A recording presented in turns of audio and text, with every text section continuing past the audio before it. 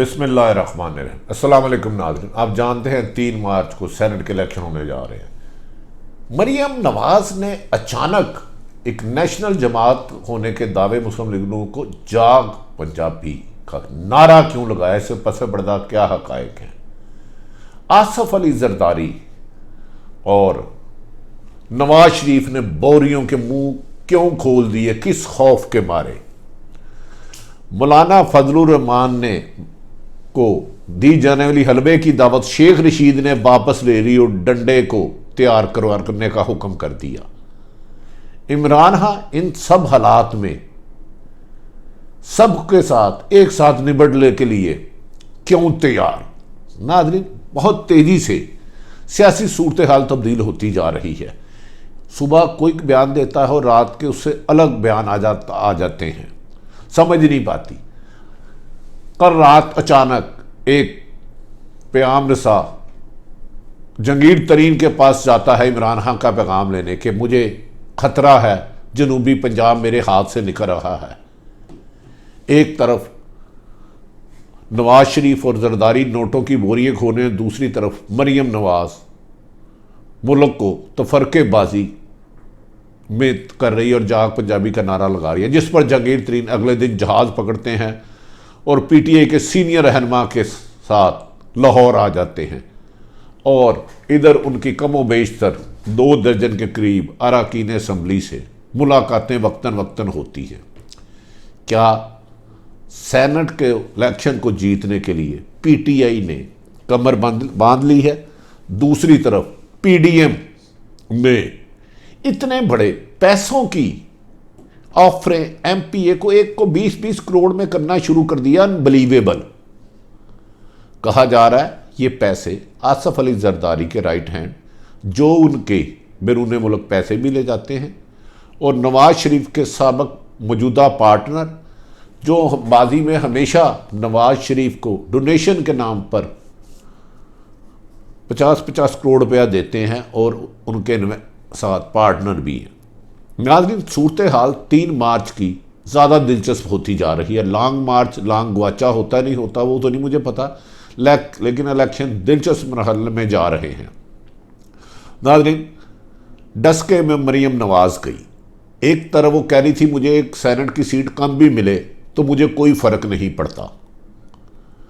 دوسری طرف اچانک جو ان کے والد نے آج سے 30 سال پہلے نعرہ لگایا تھا، جو ملک کو لڑانے کی کوشش کی تھی، ہمارے لیے جو فخر کی بات ہے کہ الحمدللہ ہم سب مسلمان ہیں اور پاکستانی ہیں، سندھی، بلوچی، بنگالی، کے پی کے، اس میں کوئی حیثیت نہیں، صرف اور صرف ہم مسلمان ہیں۔ لیکن مریم نواز کیا میسیج دینا چاہ رہی ہے؟ کیا وہ سمجھ نہیں ہے کہ ان کی جماعت پہ ان کی گرفت کمزور ہو رہی ہے؟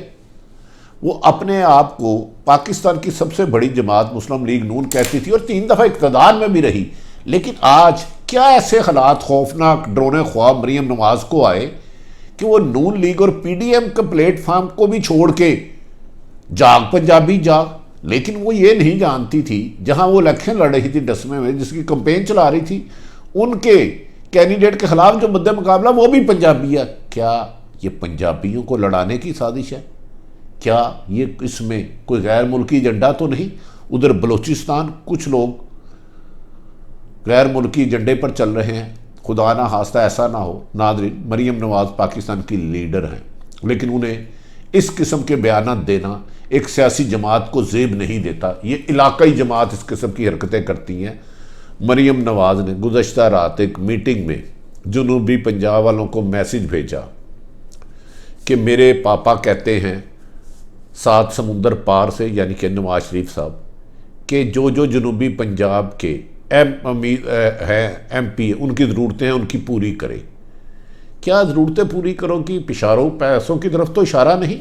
ناظرین، سیاست کے ایک عبادت کے اور خدمت کے کھیل کو ہم نے کر منڈی بنا لیا ہے، بیپاریوں نے اس کو خرید لیا ہے۔ خدمت میں کی بجائے اس میں پیسے کے لیے غلام بنائے جاتے ہیں۔ مریم نواز کا یہ بیانیہ خود مسلم لیگ نون سندھ اور کے پی کے نے بھی اس سے اختلاف رائے کیا ہے، کیونکہ یاد رکھیں کہ سندھ کے پی کے میں ہمیشہ کالا باغ کی مخالفت کی گئی، اور مریم نواز کو یہ میسیج دیا گیا اس کا مطلب ہے مسلم لیگ نون کی قیادت نے کہ آپ جاگ پنجابی جاگ کل کو کالا باغ بھی بنائیں گی، تو آپ کیا پنجاب تک محدود کرنا چاہ رہی ہیں؟ ناظرین، یہ صورتحال سنگین ہوتی جا رہی ہے۔ سیاست میں الیکشن چاہے پی ٹی آئی جیتے یا پی ڈی ایم جیتے، لیکن آپس میں اختلاف رائے کو دشمنی کی طرف لے جانا اور صوبوں کی لڑائی کرانا کسی بھی جماعت کے لیے مناسب نہیں ہے، اور مریم ایک نیشنل لیڈر ہے۔ دوسری طرف ناظرین، کہا جا رہا ہے کہ جنوبی پنجاب میں کچھ حالات خراب تھے، جس کا مکمل رپورٹس خفیہ اداروں نے وزیر اعظم عمران خان صاحب کو بھیجی۔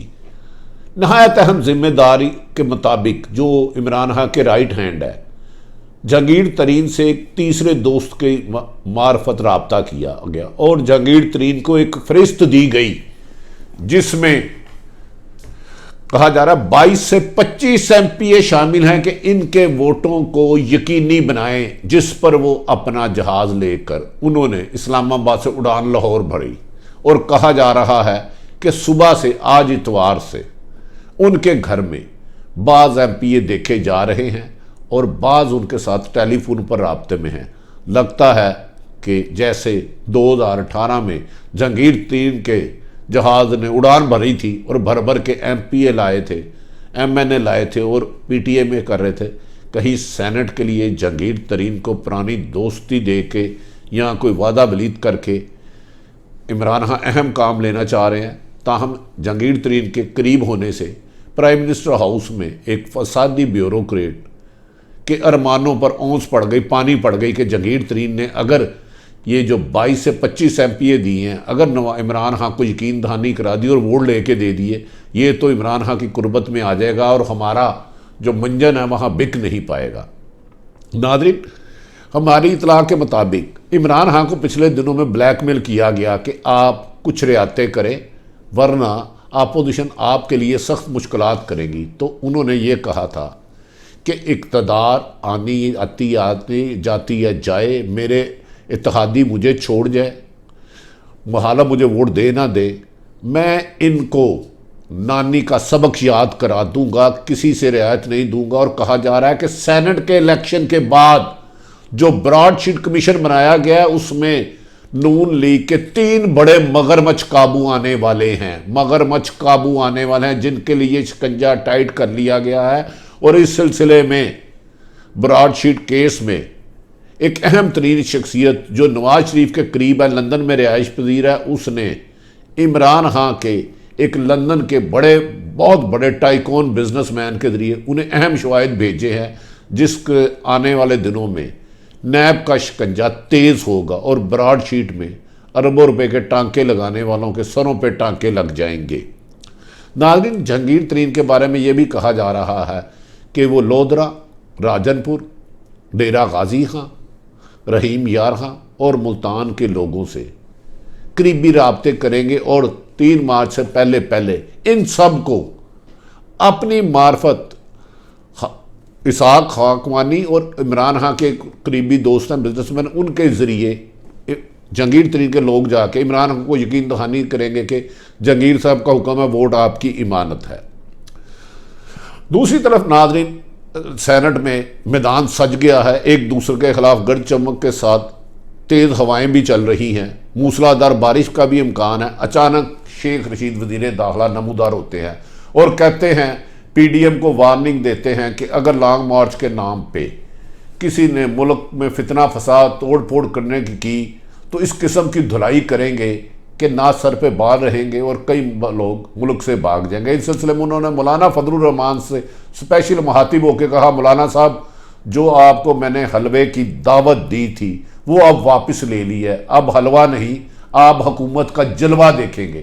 ناظرین، جلوے سے مراد یہ ہے کہ میری اطلاعات کے مطابق اعلیٰ سطحی اجلاس ہوا پرائم منسٹر کا، جس میں انٹیریئر منسٹر تھے اور بعض طاقتور لوگ بھی شامل تھے۔ انہوں نے کہا کہ انہیں اطلاع ملی ہے کہ لانگ مارچ کے ذریعے اسلام آباد میں جلاؤ گھراؤ کی پالیسی بنا لی گئی ہے، اس سلسلے میں غیر ملکی پیسے بھی تقسیم کیے جا رہے ہیں، تو لانگ مارچ کی اجازت نہ دی جائے، جس پر وزیر اعظم ان قریب اعلیٰ سطحی اجلاس بنائیں گے، جس میں 4 صوبوں کے chief secretary, I G, I B اور دیگر اداروں سے رپورٹ لیں گے۔ اگر وہ رپورٹ نیگیٹو آئی اور یہ پتہ چلا کہ چند شر پسند پی ڈی ایم کے لانگ مارچ میں ملک میں فتنہ فساد اور فرقہ واریت پھیلا سکتے ہیں تو لانگ مارچ پر پابندی لگائی جا سکتی ہے، اور اسلام آباد کی طرف قافلوں کو یلغار کرنے سے انہی کے شہروں میں روکا جائے گا تاکہ کوئی اسلام آباد کی حدود میں نہ داخل ہو۔ اس سلسلے میں عمران خان نے کہا جا رہا ہے کہ آئندہ ہفتے اعلیٰ سطحی اجلاس طلب کر لیا، اور بعض اداروں کو کہا ہے کہ مولانا فضل الرحمان کے جو مدرسوں میں طالب علم ہیں ان میں سے کتنے ایسے بچے ہیں جو افغانستان میں ٹریننگ لے چکے ہیں، ان سب پر کڑی نگرانی کی جا رہی ہے کہ کہیں P D M long march کے بہانے میں ملک میں انتشار جلاؤ گراؤ تو نہیں کرنا چاہتی۔ اس طرح کی رپورٹ آنے کے بعد کہا جا رہا ہے کہ حکومت اس کے بارے میں حتمی فیصلہ کرے گی کہ انہیں اجازت نہ دی جائے۔ 3 مارچ میں سینٹ کا تاج کس کے سر پہ سجتا ہے یہ تو 3 مارچ ہی بتائے گا، لیکن مقابلہ وقت کم ہے اور مقابلہ سخت ہے۔ جہانگیر ترین کے عمران خان کے کندھے کے ساتھ کندھا ملانے سے عمران خان کی یقیناً پوزیشن بہتر ہوئی ہے، لیکن دوسری طرف نواز شریف اور آصف علی زرداری کی نوٹوں کی بوریوں کے وزن بھی بڑھتا جا رہا ہے۔ یوسف رضا گیلانی جو ماضی میں سپیکر بھی رہے، وزیر اعظم بھی رہے، ایک ان کا کڑا امتحان ہے کہ وہ اسلام آباد سے کیا سینیٹر منتخب ہو سکتے ہیں، اور آصف علی زرداری کی خواہش ہے کہ وہ چیئرمین سینٹ بنے۔ کیا chairman senate P T I کے ہاتھ آئے گا یا پی ڈی ایم کے؟ دونوں جماعتوں حکومت اور اپوزیشن کا کڑا امتحان ہے، وقت کا انتظار کریں۔ اگر عارف حمید بھٹی کی گفتگو پسند آئے تو چینل سبسکرائب کریں، اپنے ارد گرد رہنے والے کی خوشیوں کا خیال رکھیں۔ پاکستان زندہ باد۔